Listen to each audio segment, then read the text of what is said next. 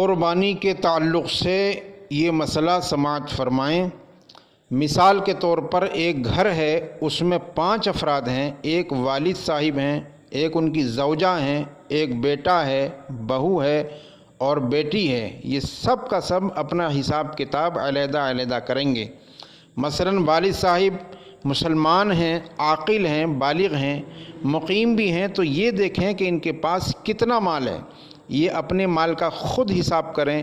سونا ہے، چاندی ہے، روپیہ ہے، مال تجارت ہے، ضروریات زندگی سے زیادہ سامان جو ان کا اپنا ہے ذاتی، وہ سب کا حساب کر کے یہ دیکھیں۔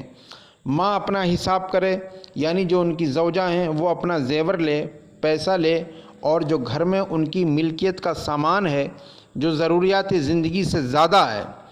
مثال کے طور پر بعض خواتین ایسی ہوتی ہیں جن کے پاس جوتے بہت سارے ہوتے ہیں، کچھ آؤٹ آف فیشن ہو جاتے ہیں، کچھ فیشن والے جوتے ہوتے ہیں۔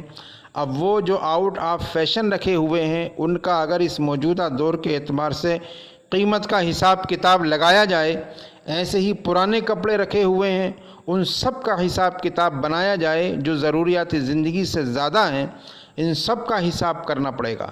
تو پھر وہ دیکھیں کہ ٹوٹل کتنا بنا۔ سگا بیٹا اپنا حساب کرے، بہو اپنے زیور وغیرہ کا حساب کرے، بیٹی اپنا کرے۔ معلوم ہوا کہ سب کے سب مالک نصاب ہیں اگر بالفرض، تو 5 قربانیاں واجب ہوں گی۔ اب یہ نہیں کہ وہ کہیں کہ ابا جان آپ ہی کرتے ہیں، آپ ہی کریں، ہر سال آپ ہی کرتے ہیں، ٹھیکہ ہم نے آپ ہی کو دے رکھا ہے اور ابا جان قربانی کا بکرا بنے ہوئے ہیں۔ یہ غلط طریقہ ہے۔ ہر شخص اپنی اپنی قربانی خود کرے گا۔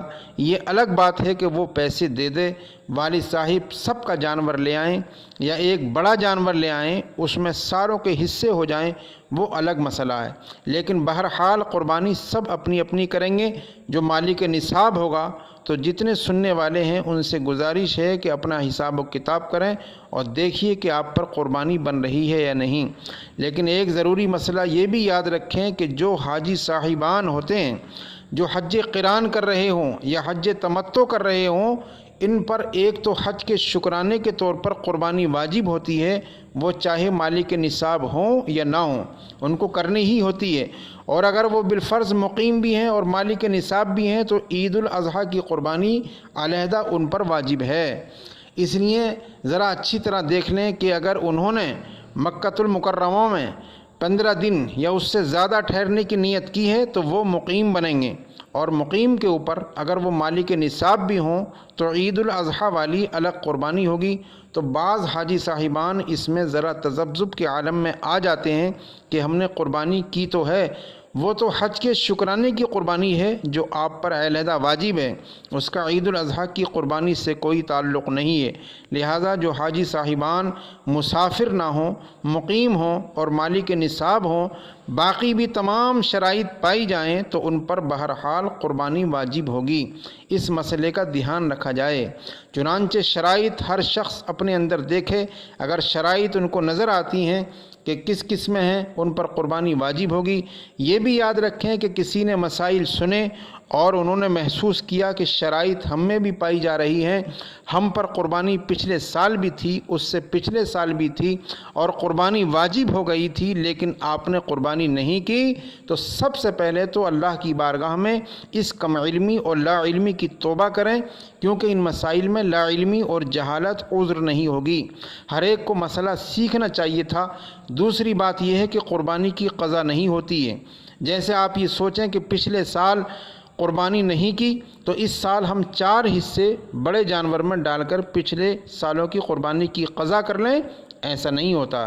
قربانی نکل گئی، اس کی جگہ آپ کو یا تو جانور خریدا ہو تو زندہ صدقہ کر دیں کسی کو، یا اتنی قیمت جتنے کا ایک حصہ بن رہا ہو، یا ایک بکرا اگر آپ چاہیں بڑے جانور کے حصے کے برابر رقم دے دیں، اور چاہیں آپ اگر اللہ نے آپ کو استطاعت دی ہے تو ایک بکری کی قیمت دے دیں۔ بہرحال پچھلے سال جتنی بھی قربانی نکلی ہیں اس کے کفارے کے طور پر جتنی قربانیاں ہیں اتنی قربانیوں کے پیسے آپ کو صدقہ کرنے ہوں گے، یہ واجب ہے۔ توبہ کے ساتھ اگر کریں گے تو کفارہ بھی ادا ہو جائے گا اور انشاءاللہ آپ کے نامہ اعمال سے گناہ بھی ہٹا دیا جائے گا۔ تو سب سے پہلے شرائط آپ دیکھ لیں، شرائط دیکھنے کے بعد آپ جانور خریدنا چاہیں تو ضرور آپ جانور لیں۔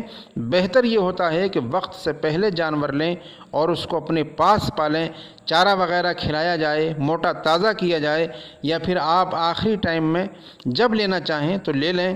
فروا جانور ذرا لیں، موٹا تازہ لیں تو یہ زیادہ بہتر ہے، لیکن شو بازی نہیں ہونی چاہیے، ریاکاری نہیں ہونی چاہیے، فخر نہیں ہونا چاہیے، مقابلہ بازی نہیں ہونی چاہیے۔ اللہ کی رضا کی خاطر آپ جانور لیں اور قربان کریں۔